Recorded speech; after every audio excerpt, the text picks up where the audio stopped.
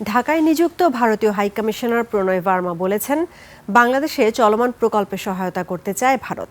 সচিবালয়ের প্রধানমন্ত্রীর অর্থ পরিকল্পনা বিষয়ক উপদেষ্টা ডক্টর রাশেদ আল মাহমুদ তিতুমিরের সঙ্গে সাক্ষাৎ শেষে সাংবাদিকদের এ কথা বলেন তিনি।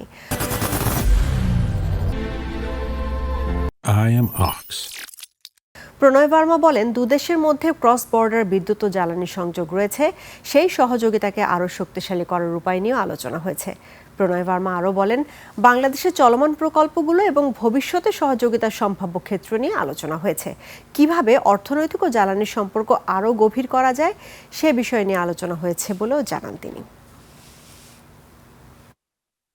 We discussed future areas of cooperation, how we can build closer connectivity, deepen our economic and energy connection also, and how we can work together to ensure that our developmental experiences that we have and some of our priority focuses in economic areas that we have, in development areas that we have,